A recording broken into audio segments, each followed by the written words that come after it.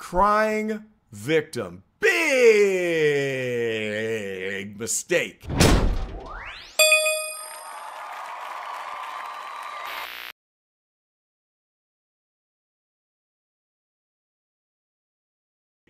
Major mistake. Getting on television saying, somebody needs to save Dolton. We're the poor victims. That was a big mistake. You cannot play the victim. You can't do it, especially not at this point. Why? It's because a certain person beat you to the punch and mastered this tactic.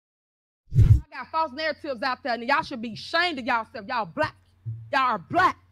And y'all sitting up here beating and attacking on a black woman that's in power. Y'all should be ashamed of yourselves. All the stuff that y'all did to get people to come to our community, to just diss and down our community. Shame on y'all.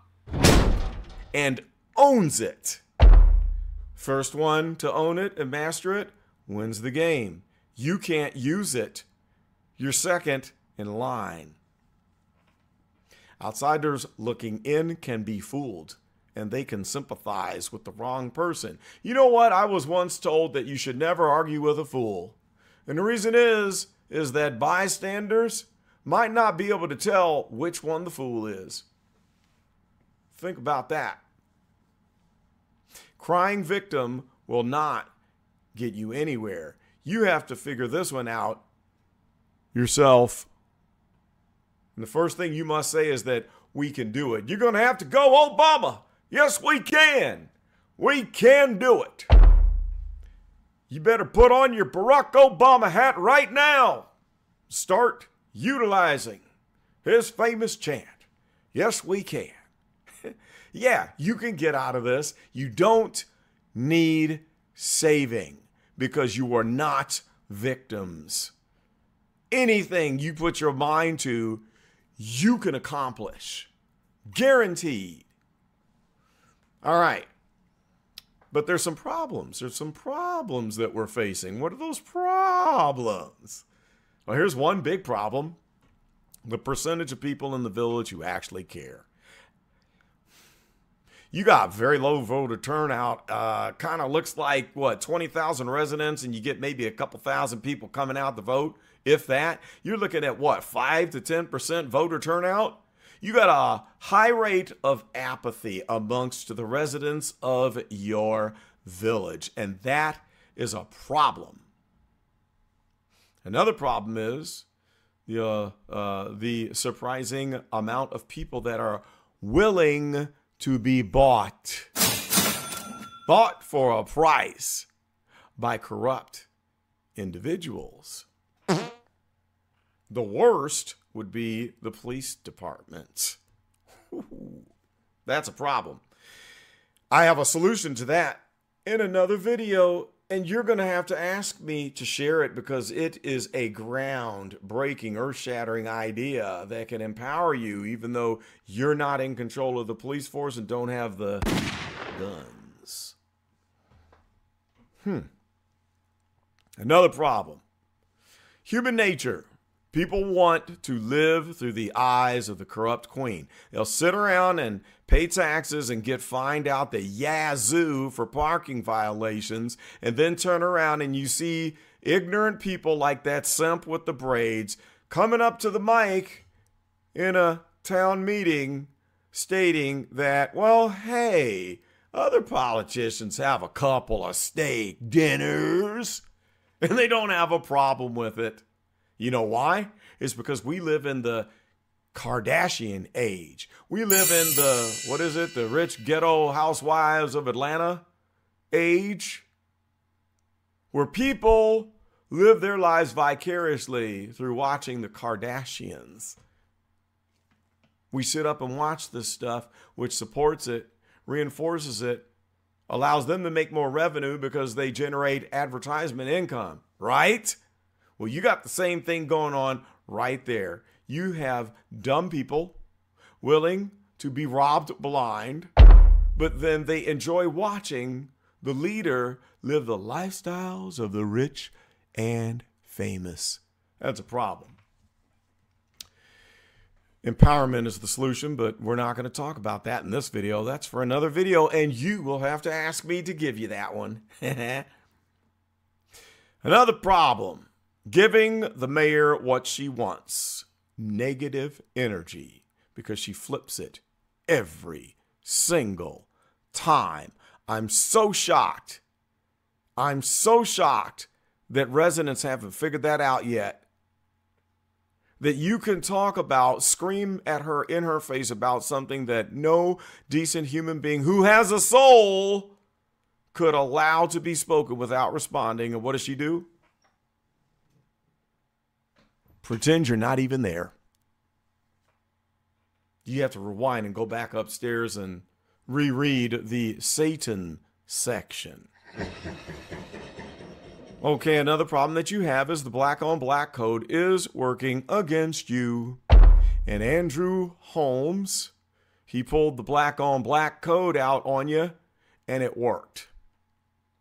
You've got a state attorney general or prosecuting attorney, whatever she is. Attorney general, I can't remember. The black on black code and the black woman code is just allowing this person to act and to stop this individual from bankrupting the city. The black on black code is working against you. You know what the honest truth is?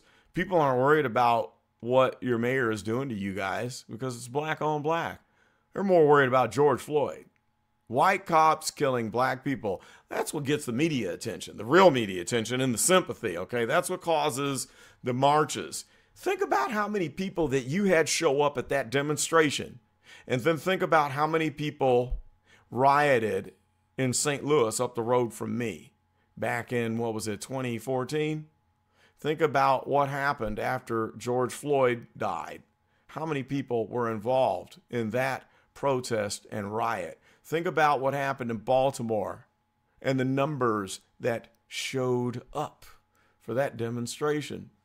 Why? Well, because it's white on black. People aren't concerned with your black on black problem, so that is a problem for you. So black people aren't concerned with the destruction coming from black people. We might have 10,000 times more murders of black on black than white on black, but we're only concerned if other people do us wrong, specifically white people.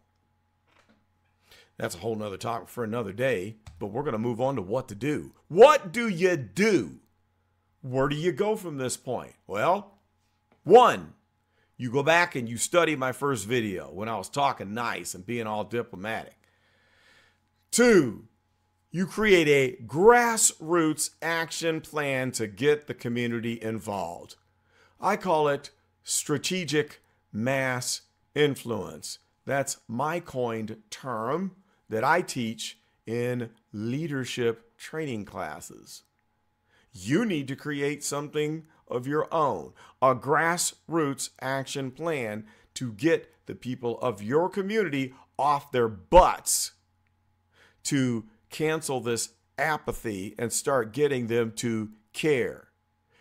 3, you're going to have to increase voter turnout, and that's door to door, person by person. 4, you're going to need to get into office. So yeah, maybe she'll bankrupt you before you get her out of office, and then you get her out, maybe the city's bankrupt. Well, you got to move on. You got to pull yourself up by the bootstraps. Get yourself in office and then start some education programs because you have a lot of ignorant people that live in your community. There are certain things that you can teach that will turn that community upside down and set it on fire in a good way and not in a bad way. So you need to employ some strategic mass influence methods and get people organized and standing up and taking action.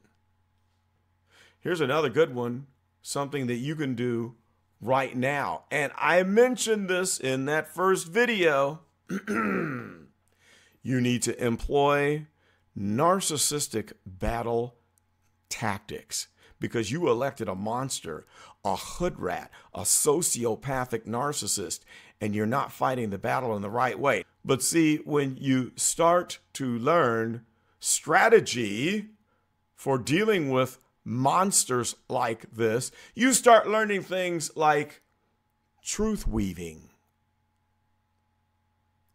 the gaslighter's gambit.